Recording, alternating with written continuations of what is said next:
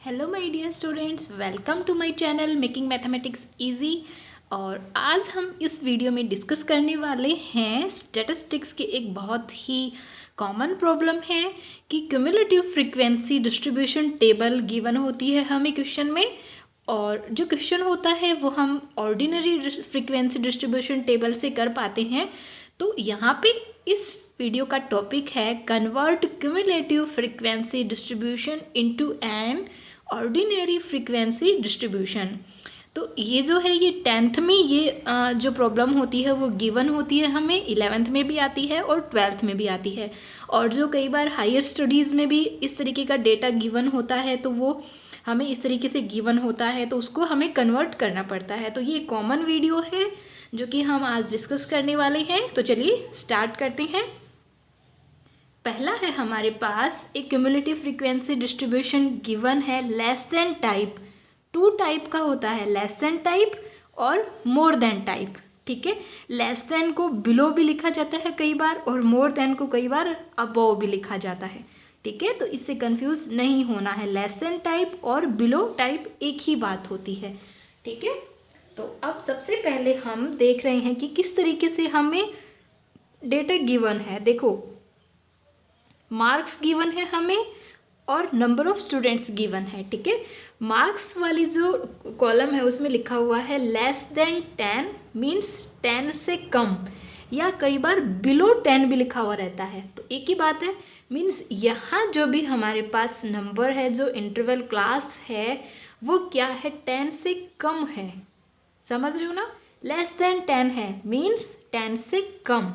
ठीक है, फिर नेक्स्ट है लेस देन 20, यानी यहाँ जो है हमारा जो भी ये नंबर हमें गिवन है ये क्या है, उन स्टूडेंट्स के नंबर हैं जिनके मार्क्स जो हैं वो 20 से कम आ रहे हैं। अब 20 से कम सारे नंबर आ गए, उसमें 10 से कम यानी 10 से कम नंबर वाले भी आ गए और 20 से कम नंबर वाले भी स्टूडेंट्स के नेम आ गया। ठीक है, एक बात ये ध्यान में रखनी है कि ये जो यहाँ पे कॉलम दिया हुआ है वो फ्रीक्वेंसी का नहीं दिया हुआ होता, वो गिवन होता है क्यूमुलेटिव फ्रीक्वेंसी। मीन्स ये जो कॉलम है वो किसका है, CF का है। कैसे पहचाने, अगर आपको जो इंटरवल है वो इंटरवल की फॉर्म में ना देके less than, more than, below और अबव टाइप में दिया हुआ है, दैट मीन जो नेक्स्ट कॉलम होगा वो क्या होगा, क्यूमुलेटिव फ्रीक्वेंसी का होगा, वो फ्रीक्वेंसी नहीं होगी।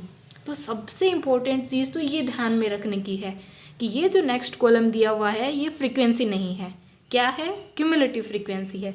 अब हमें क्या करना है, हमें इसको कन्वर्ट करना है क्लास इंटरवल में। ठीक है, तो लिखेंगे तो हम मार्क्स ही।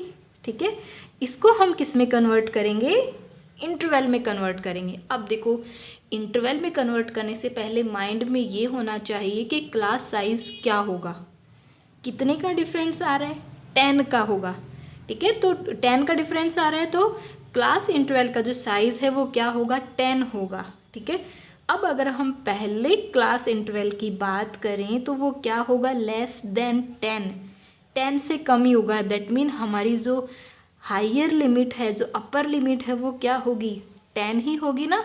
क्यों, क्योंकि यहाँ पे जो मार्क्स आ रहे हैं वो लेस देन 10 है, या 10 से कम कम होने चाहिए। तो 10 से कम क्या बन जाएगा हमारा पहला क्लास इंटरवल, डिफरेंस कितना लेना है, 10 का ही लेना है, तो 0 to 10 हो जाएगा। ठीक है, और एक और बात, आप पहला जो क्लास इंटरवल है वो लेस देन 10 भी लिख सकते हैं, नो प्रॉब्लम, कोई प्रॉब्लम नहीं है। बट हम ऐसा क्यों लिखें, जब हम पहला क्लास इंटरवल बना सकते हैं 0 से 10। ठीक है, नेक्स्ट जो हमारा क्लास इंटरवल होगा, अब तो आपको आ ही जाएगा, 10 to 20 होगा। अब देखो, लेस देन 20 है ना, 20 से कम, ये जो पूरा क्लास इंटरवल है ये 20 से कम ही है ना। जो हमारी हायर लिमिट होती है, जो अपर लिमिट होती है, वो इस लिमिट में काउंट नहीं होती, ये तो आपको पता ही है, इस क्लास इंटरवल में काउंट नहीं होती है। अब नेक्स्ट क्या हो जाएगा, अब आगे तो आप ध्यान से लिख ही सकते हो, 20 to 30, 30 to 40, 40 to 50, 50 to 60। एक बार क्रॉस चेक भी करते जाना है, लेस देन 70 यानी जो अपर लिमिट है वो कितनी होनी चाहिए, 70 होनी चाहिए, तो 70 है ना।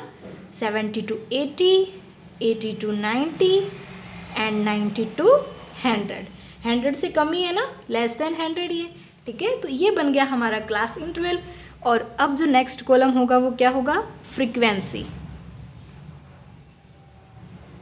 अब ये भी आपको बहुत ही केयरफुली लिखना है, केयरफुली करना है, हमें इसमें भी मिस्टेक नहीं होनी चाहिए।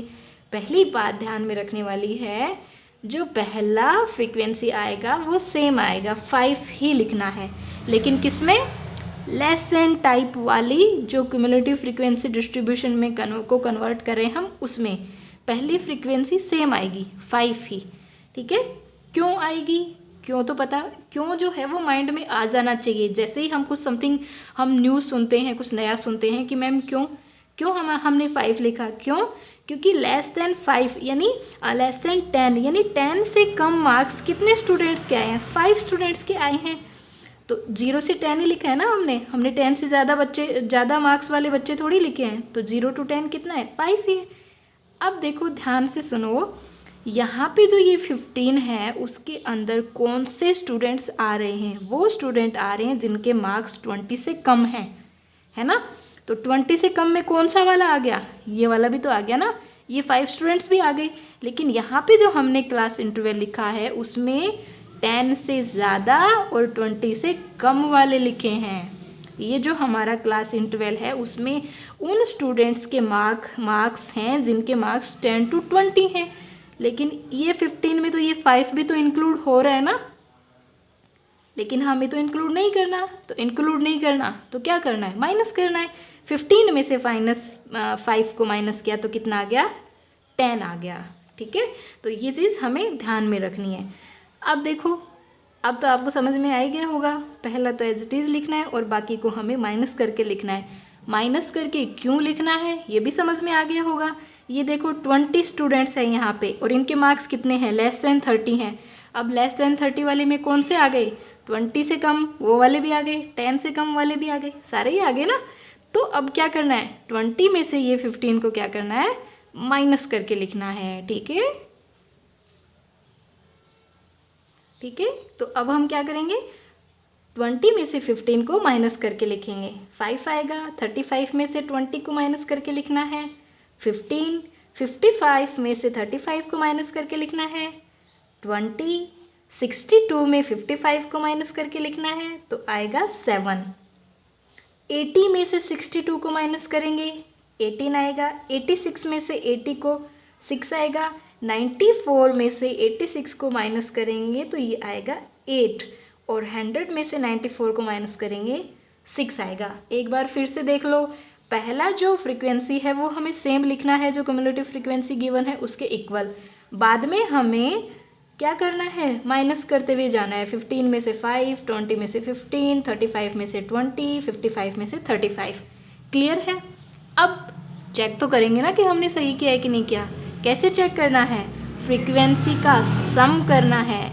इसका सम जो लास्ट क्यूमुलेटिव फ्रीक्वेंसी है उसके इक्वल आना चाहिए। अगर इक्वल आ रहा है that mean we did right, और अगर गलत आ रहा है, इक्वल नहीं आ रहा है, दैट मीन हमने कहीं ना कहीं गड़बड़ की है। ठीक है, तो चलिए देख लेते हैं कि हमने इसमें तो कहीं कोई गड़बड़ नहीं करी। चेक करते हैं।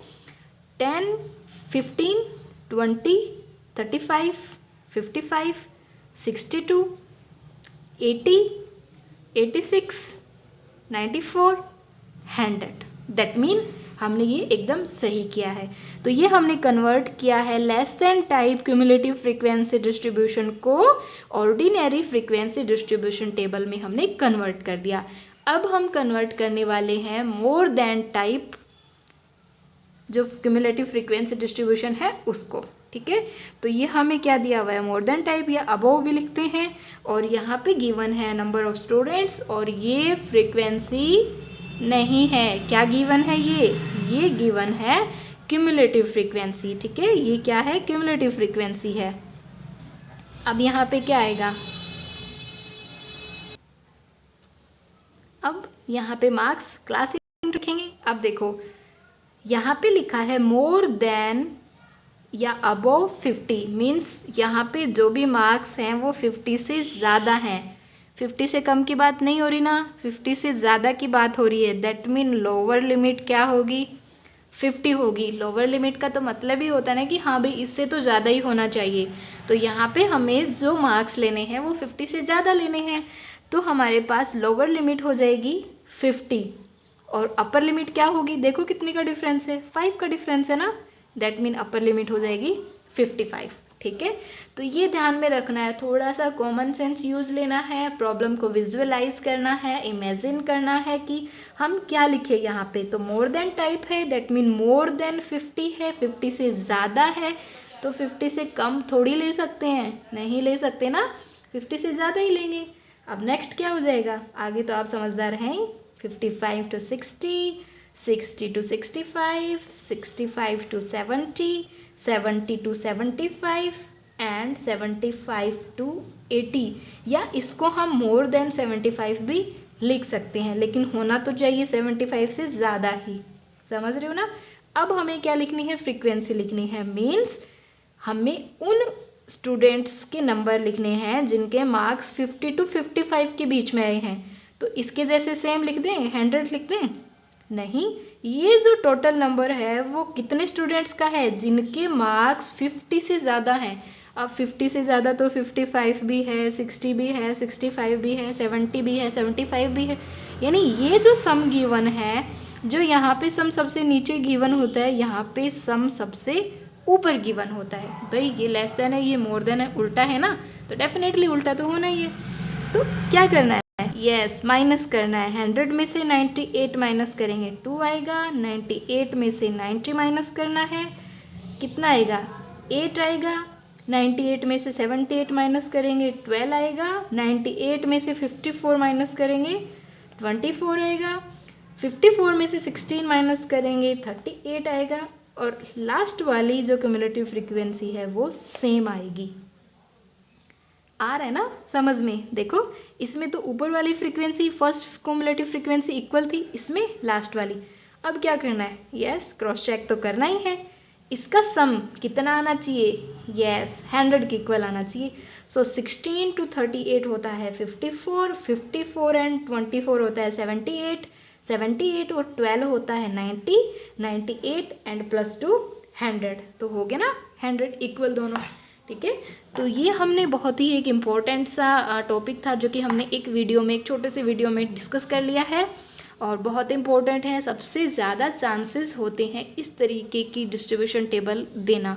क्यों, क्योंकि नॉर्मल में तो क्या है, डायरेक्ट मीडियन क्लास फाइंड करो, फॉर्मूला अप्लाई करो और आ जाता है। लेकिन यहाँ पे पहले हमें क्या करनी होती है, टेबल बनानी पड़ती है, उसके बाद हमें फॉर्मूला अप्लाई करना होता है। ठीक है, तो इस तरीके की जो क्यूमुलेटिव फ्रीक्वेंसी डिस्ट्रीब्यूशन टेबल होती है वो मीन में भी आ सकती है, मोड में भी फाइंड करने आ सकती है और मीडियन में भी आ सकती है। तो हमने अच्छे से कन्वर्ट करना सीख लिया है और वो भी रटा नहीं है, हमने इसको अच्छे से समझा है।